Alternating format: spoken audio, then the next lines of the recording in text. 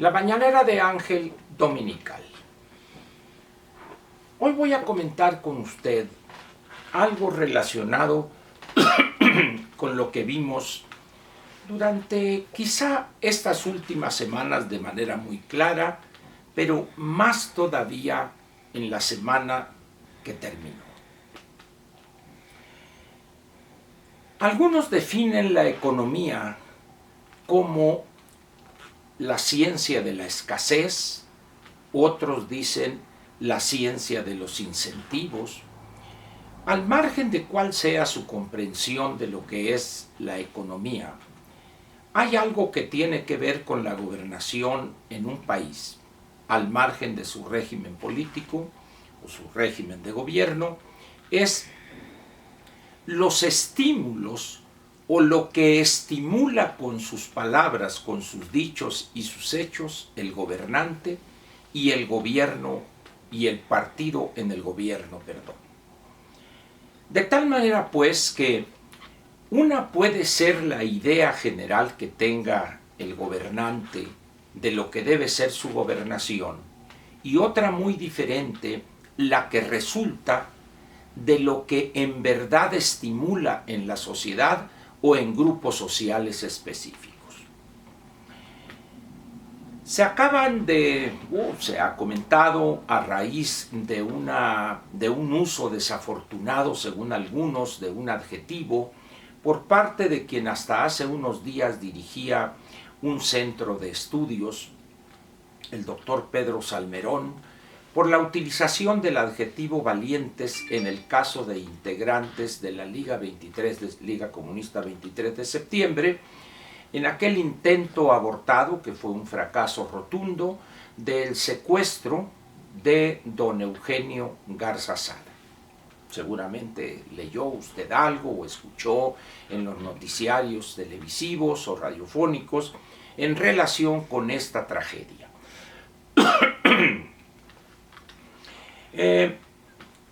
Si eso que sucedió lo combinamos con la reiterada posición de López en cuanto a los estímulos que envía a grupos sociales con sus decisiones y sus hechos, con sus decisiones y sus mensajes, encontraremos algo verdaderamente peligroso. Lo que vimos en la semana con estas conductas francamente delictivas de no pocos jóvenes que marcharon en conmemoración de otro aniversario, en este caso era el 5º, de la tragedia en Ayotzinapa, con los 43 jóvenes que usted también conoce bien esto, y los desmanes y destrucción de propiedad pública y privada y el daño de algún monumento, el monumento a Colón, etc. Usted vio también en las imágenes que transmitieron los noticiarios televisivos y hubo un conjunto de opiniones entre las cuales destacan dos, la de López y la de la científica Sheinbaum. Coinciden ellos en que la fuerza pública no actuó para no caer en provocaciones, dicen ellos, y también porque ellos no son represores. Y López incluso llegó a afirmar que tenían el derecho a manifestarse. Aquí vale la pena hacer un alto en el camino y regresar a aquel día cuando sepultaron a don Eugenio Garza Sada, y tomo de este libro que recién he terminado de leer, espero que se vea claro ahí en la imagen. Es un libro que le recomiendo sinceramente, busque en librerías, está ahorita. Se llama Los años heridos, la historia de la guerrilla en México, 1968-1985, de la autoría del señor Fritz Glockner, una persona que su padre fue militante de un grupo guerrillero, y es un libro que trae cosas interesantes, algunas otras para ciertas personas que se atrevan a leerlo, quizá no lo sean tanto, pero en mi caso por actividades que realicé en mis años mozos, el libro era para mí de gran interés. Yo ya había leído los libros anteriores de Fritz Glockner, pero este es mucho más detallado, más completo. Y quiero leerle a usted dos párrafos en la página 348 y 349 de este libro, que posiblemente, si pone usted atención, cosa que agradecería en lo que voy a leer, tienen relación con lo que estamos viendo. Escribe Glockner, está describiendo el funeral cuando están en la tumba donde depositaron los restos de don Eugenio Garza Sada.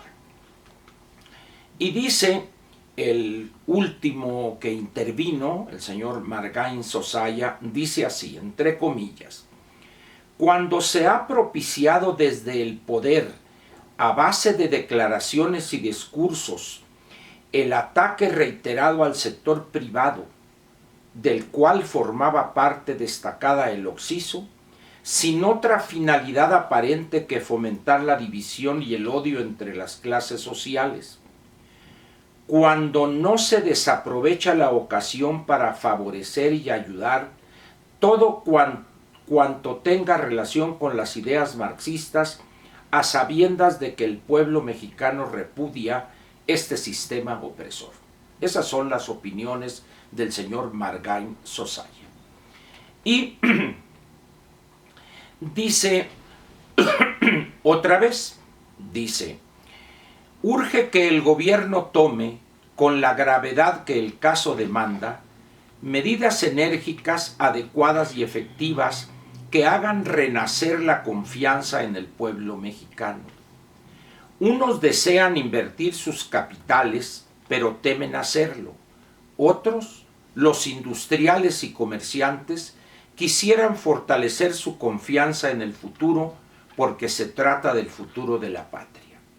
Los más se preguntan con legítimo derecho hacia dónde va la nación y cuál será el porvenir que les espera a nuestros hijos.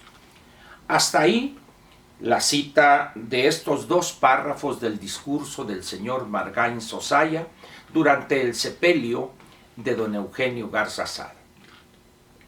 Alguien dirá que lo leído no guarda relación con la actualidad mexicana.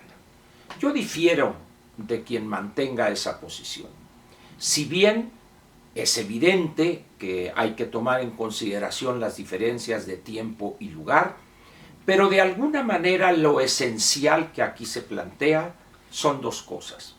Primero, que la palabra del jefe de Estado tiene un peso específico importante en la visión que la sociedad tiene del desarrollo del país en lo político y lo económico. Dicho de otra manera, lo que diga el jefe de Estado importa e importa mucho. Y lo otro es la cuestión de la confianza. Yo creo que es obvio para todos o para quienes me escuchan en este momento y me ven, que la confianza es una mercancía escasa hoy en México, producto fundamentalmente de los dichos y hechos y decisiones que ha tomado López al frente del gobierno. Hasta ahí dejo pues este recuerdo o esta cita de esos dos párrafos que pronunció el señor Margain Sosaya en aquel año de la tragedia cuando muere don Eugenio Garza Sada. Regresemos ahora al México actual.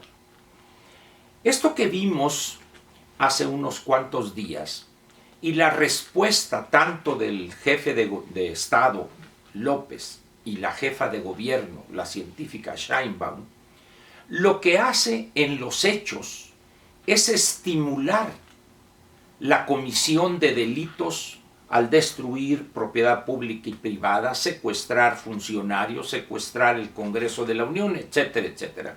Cosa a la que usted está acostumbrado porque lo hemos visto durante años. Sin embargo, la respuesta que dio tanto el jefe de Estado como la científica Sheinbaum, lo único que prefiguran es la impunidad total para quien decida, amparándose en el supuesto derecho a la manifestación, van a radicalizarse esos actos. Y no solo eso, sino cuando el jefe de Estado dice que se acabó el combate o la guerra contra los capos del narcotráfico, que esa no es su función, y cuando él dice que hay que atacar las causas sociales que producen ese flagelo, cuando él dice que es mejor abrazos, no balazos y tonterías por el estilo, lo único que está produciendo con sus palabras y sus hechos es estimular la impunidad para la comisión de delitos diversos por grupos que se cobijan en una supuesta protesta social. Eso sabemos cuándo comienza. El problema es que no sabemos cuándo termina. Y quiero terminar esta mañanera comentándole también algo que viene claramente reseñado en este libro.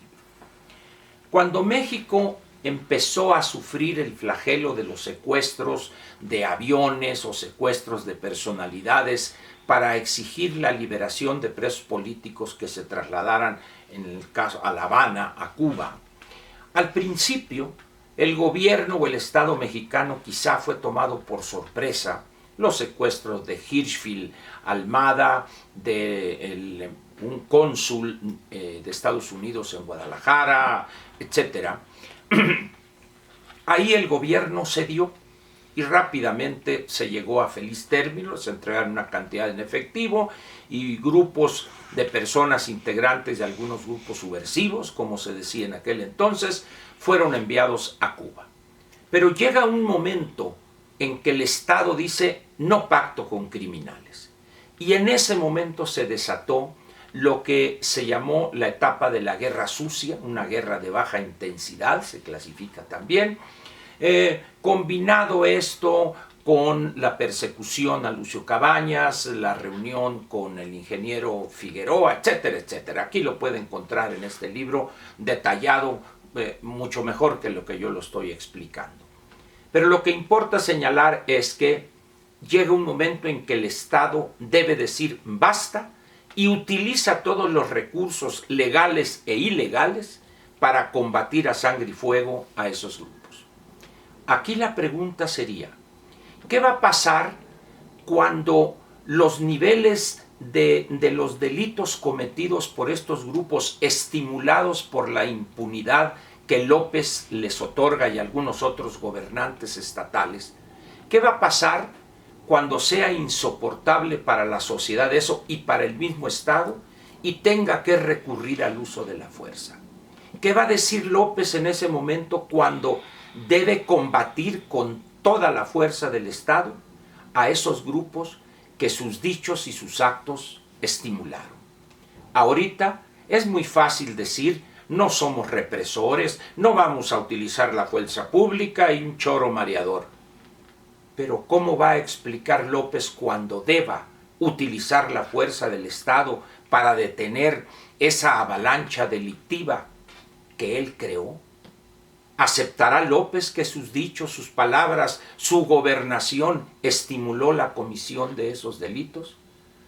Con la cobardía que lo caracteriza, puedo asegurarle que va a buscar un culpable, pero lo que no va a poder evitar es que el Estado deberá usar la fuerza, pagando un precio mucho mayor que el que pagaría, políticamente hablando en estos momentos, si tomara una decisión a la que está obligado por ley, hacer respetar la ley por todos sin distingo alguno. Esos son los estímulos que está enviando o que está concediendo López a los grupos de delincuentes, sean narcotraficantes, extorsionadores, sicarios, pero también los integrantes de la CENTE, la CETEC, sección 22 y todos esos grupos similares que han hecho de delinquir prácticamente la razón de su vida. Muchas gracias y lo espero mañana con una mañanera más en una nueva semana. Gracias.